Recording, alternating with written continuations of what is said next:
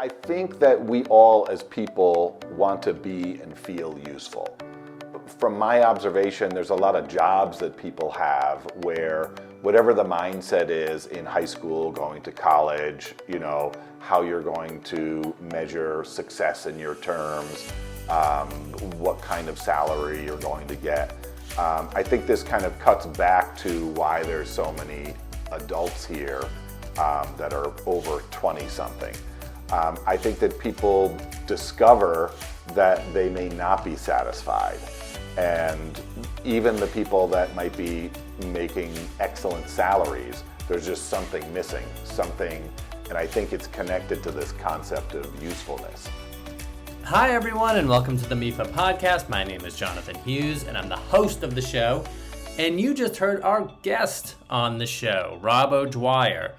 He's the Director of Admissions and Enrollment at the North Bennet Street School in Boston's North End. This is more of our continuing efforts to bring you stories highlighting alternatives to the traditional four-year college experience. And this place, North Bennet Street School, is a prime example of that. It's not just a trade school, it's known as America's first trade school.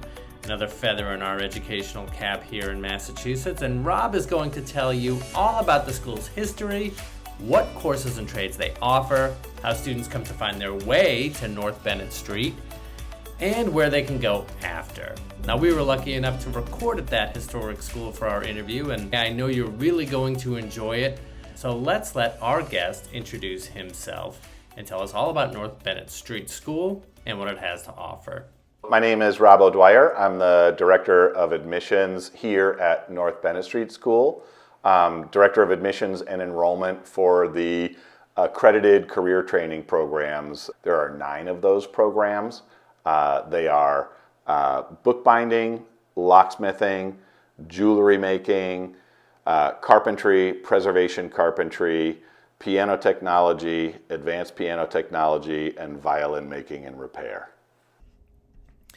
Now, as I said, North Bennet Street School is known as America's first trade school, and Rob was able to give us a look back at its founding.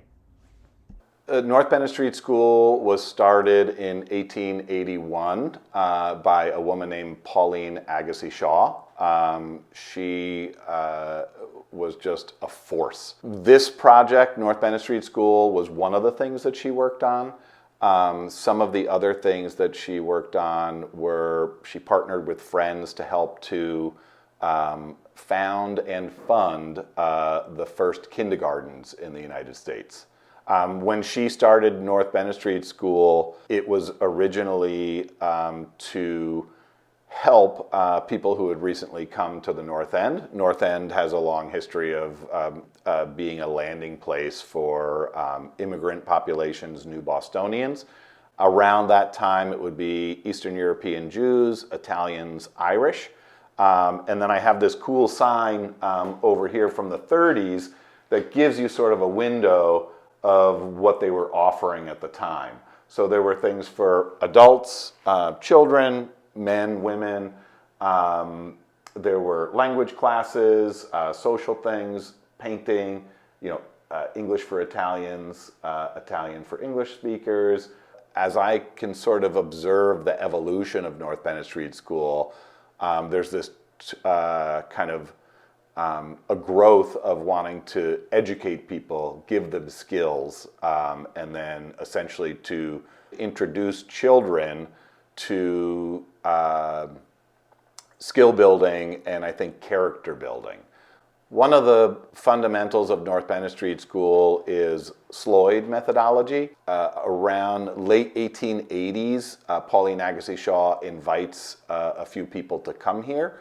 One of them is Gustav Larsen and another is Otto Solomon. They're both practitioners of Sloyd, woodworking with children. Which again is skill building and then character building. I think the character building part is when you're working on tangible objects, learning from your mistakes, those things are right in front of you, so it's kind of like common sense. While I wouldn't say that everything here that's happening is Sloyd in its original form, I think that Sloyd really has impacted the way that the skill is taught here. Now, I wanted to know just what type of student thrives at North Bennet Street School. The kind of person that we see coming here is really about sort of qualities and interests. I think the kind of top level things are who likes to make things with their hands, who likes to fix things. I think at face value, it's difficult to not include sort of the brain part of it, right? Like problem solving. One of our earliest mottos is like hand and mind lead to life. So the kinds of people that are usually attracted to this kind of work, they like working with their hands, they like solving problems. I think the attraction to this work transcends demographics, all demographics. People that want to be service related and make things. At the same time, it is also true that individuals, cultures, groups, communities also have several barriers. Some of those are obvious, and some of those may not be obvious. What we've decided to do here is to just be nice to everyone, treat everybody with dignity, and try and be an active listener. Understand what's going on with people. Rob went on to tell us some of the barriers that he sees students contending with and what the school is doing to help them overcome those barriers. You know, an obvious one is financial, right? I think that this is a large challenge.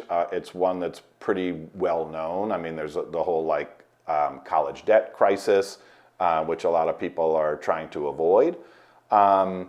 You know, the way the institution has decided to wisely address this is to fundraise for scholarship. So last year, this year, we've reached a little over $1 million in institutional scholarship that is awarded mostly need-based. And I'd say probably 3/4 of our students are getting some kind of institutional aid. We're also accredited, so people can apply for FAFSA, and it would be a combination of things like FAFSA, North Bennet Street School institutional scholarship. People can use things like AmeriCorps, veterans benefits, any number of third-party funding. So that's one section. The other thing is, I would say, with things like race and gender, those access points differ a lot for people of like who is doing what. There's often a thing where I know for myself, I usually don't walk into an empty restaurant. Like, I feel like if it's empty, it's telling me, I don't know, nobody else wants to go here, something must be wrong.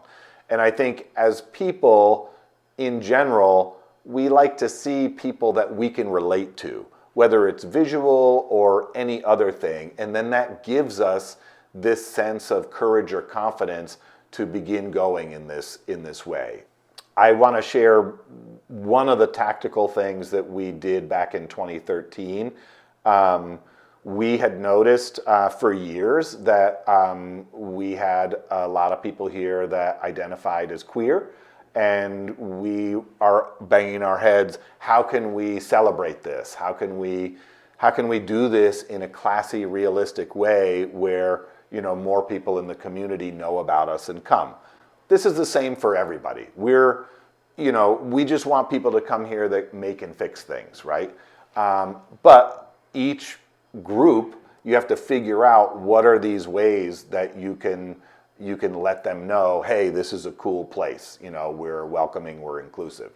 So for us, we had a student who identified as non-binary, but then we realized on our application that we didn't have a choice there. And so we made the decision in 2013 to add a choice for non-binary people. And it's great because anyone who looks at the application sees this And then they're going to, most likely they're going to say, oh, this place is a place that welcomes non-binary people. And then they're going to know that, when they come here, this is what this welcoming and inclusive culture is. And there are other invisible barriers as well.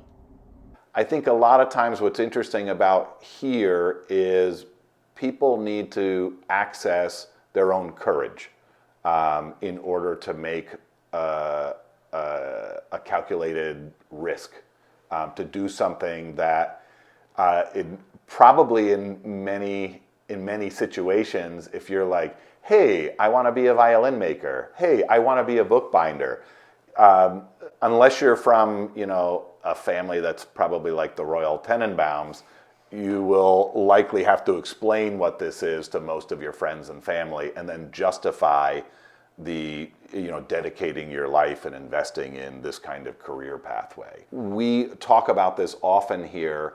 We're really just holding up a mirror to someone and seeing if the timing is right and someone has the real potential to do this.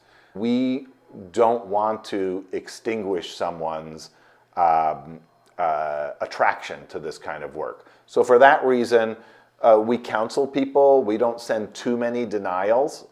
How do people make the decision to come to North Bennet Street School? I think that many of the things that we train are not obvious. They're sort of micro industries. And so they don't get front page news. They're not always at the tip of the tongue for a guidance counselor to say, oh, I think you should be a piano technician. Those things do happen, and we're very happy when that happens. But I think most of the things here, people need to discover on their own. And then through that, they will often find, oh, my next step would be to go to North Bennet Street School. We do get young people. They're just a smaller percentage. It's a rare kind of young person who might begin coming to our open houses when they're 14, 15, may already be a woodworker or working with metal or any of the materials that we have here, who then builds and then decides, okay, the timing is right. I have the focus and the maturity to make this kind of commitment. Those people are absolutely here. How do most people hear about the school? I think the two main things are like word of mouth and probably internet search now. And our marketing team, they are building visibility, I'd say especially on the internet, allowing more people to find us. It might also be the case with, say, locksmiths or piano technicians, where people might go to their piano tuner and say, oh, could I be an apprentice? And what often happens is, it's not as easy to do that. So the person might say, hey, look, I don't have the time or the energy to be able to train you, but if you go to North Bennet Street School, give me a call before you graduate, and maybe we could work together, or maybe I could help you find something. Rob and I talked ahead of our interview, and in that discussion, he mentioned thinking about just what it was that drew people to pursue trades at NBSS, and especially often people who are changing careers later in life. And he mentioned the desire to be useful as a motivator. So I asked him about that. I think that we all as people want to be and feel useful. From my observation, there's a lot of jobs that people have where whatever the mindset is in high school, going to college, how you're going to measure success in your terms, what kind of salary you're going to get. I think this kind of cuts back to why there's so many adults here that are over 20-something. I think that people discover that they may not be satisfied. And even the people that might be making excellent salaries, there's just something missing, and I think it's connected to this concept of usefulness. everything that is done here is useful for someone else. And I think that as people, we naturally, I hope, want to help each other. And so in making the chairs that you're both sitting in, a table that you might sit at, a house that you might live in, these things are all very directly useful to other people. There are other things that I think lend themselves to more aesthetics. The sound of music, piano technology, making a violin, which is also woodworking, but also creating sound ultimately that helps to lift people's spirits and remind people how beautiful the world is. Jewelry making. It may not be one of the three needs, but at this level, when you get into a room and you see someone wearing something beautiful and you want to compliment them, I think it elevates the atmosphere, and so can be defined as useful. I think people like to be a part of that.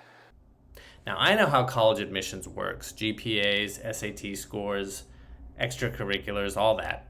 But I had no idea what the process was for getting into North Bennet Street School. The admissions process is set up to help reveal what a candidate's strengths are. And I think that just like an interview is, let's learn about this person. Let's learn about what their strengths are and what their opportunity areas are. Do people always know what trade they're pursuing, or do they make up their minds after being admitted? How does that work? It works best for us when people have already decided for themselves. They've done the research, they're committed, they know if we're not going to let them in, they're going to find some other place that they're going to get the training. And what is North Bennet Street looking for on an application or resume from prospective students? Our accreditors require us to work with people and bring people on board that we believe will be successful in the program. And I think that's just good common sense. It's the right thing to do. And then there's a piece of that which is our job in many ways is to understand, does someone's aspiration match their ability or potential? And so we have things that we use to do that. We have skill tests. We ask for a resume because we're a career school. We love to see transferable skills, direct skills, anything that requires project management, hand skills or manual labor, and customer service. A combination of those things in just about any medium, from software development to farming, are all cool with us. And then finally, with such a focus on career training, how does taking a course at NBSS become a career? Especially in such specialized fields. I mean, how do you find a job as a violin maker or a locksmith or a bookbinder? At North Bennet Street School, the easiest way for me to describe career services is there's two tiers. Every one of the faculty members is still active in their industry, whether they're working in that industry or whether they're, stewarding their network of people within the industry. And so, because of our size, the classes are relatively small. Over the 9 months that you're here, or 10 months in violin for an academic year, the faculty are going to get to know you as a person. What is your skill set? What are your interests? And how do those things evolve? And they will be fielding job opportunities directly during the year afterwards. And, something might happen where, you might only be interested in, repairing window sash. And out of everything there is in preservation carpentry, you're like, that's the thing that I like. I don't want to do anything else. And then it turns out there are businesses that only do that. And so they may want to hire someone, and then you'll get that connection. So first tier is going to be faculty. Second tier is student success and career services. That position supports all of the programs, and they'll do more general support, like an opt-in 6-week business class that's offered once a year. They meet with students individually to work on if people need help with interviews or updating their resume. And then they also manage, through our website, people can post jobs and commissions that students and alumni have access to. And then this is all, you, as a graduate, you have access to career services for life. And you have access to those jobs and commissions that get listed for life. And like always, we want to finish up with some advice. So I asked Rob to think about someone who's hearing this and having their interest piqued, maybe a student just nearing the end of high school who isn't sure that they're quite feeling the 4-year college experience, or maybe they're a professional who's considering a career change. So what advice would Rob have for someone who's listening to this and interested in what they've heard? I say go for it. Start by doing research. Research as much as possible about what the industry is like, what graduates are doing, where they're working, what are they saying. I think that to know yourself is hugely important. I think that people should understand where they are for timing. I think that people should know themselves in a way where they understand what is your threshold of sacrifice, what is your threshold of investment, what are the things that you're willing to do to achieve the goals that you want to. And then once you can identify those things, you can start to build a tapestry or a support system to make those things happen. I think that's hugely important. For anyone who wants to come to North Bennet Street School, I think it would be important to understand that the commitment here is pretty much total. When you're here training during the day, 30 to 40 hours a day, you want to be in a place where you can focus on that work, where you've got enough rest, and where you can kind of connect to your goals so that it motivates you through whatever points may be challenging. I think those are the things. Call someone who's doing something. Call someone who is a locksmith. Walk into a locksmith shop and say, hey, I'm thinking about doing this. Can you tell me about your journey? I will suggest this to every candidate that I come across. And one of the things that I like about it is that it can help justify what your direction might be, but it also might be a way for you to begin professional networking. There's a lot of times I hear where someone says, that sounds great, like, call me. There's a person in their 70s who was living in Canada, and they came here to learn piano technology. And while they were here, they started a blog. I asked this person, what are you going to do when you graduate? And they said, when I get back to Canada, there's one person in my region who has the best reputation as a piano tech. I'm either going to work for them or against them. Bold, but I asked. And when I followed up, I said, hey, whatever happened with that? And they said, this person found my blog and contacted me because I had written where I lived. And they said, look, when you come home for break, let's have a cup of coffee and talk about it. And so they went into a partnership. So you just never know. You got to put it out into the universe. You've got to take that calculated risk.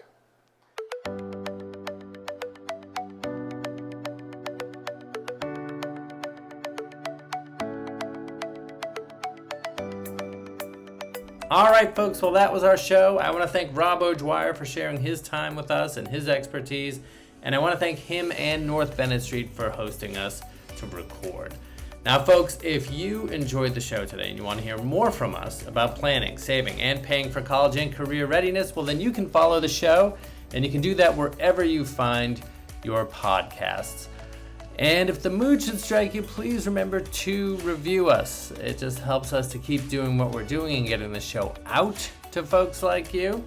I'd like to thank our producer, Sean Connolly. I'd like to thank AJ Yee, Lisa Rooney, Lauren Dans, and Meredith Clement for their assistance in getting the show posted so that you can listen to it. Once again, my name is Jonathan Hughes, and this has been the MIFA Podcast.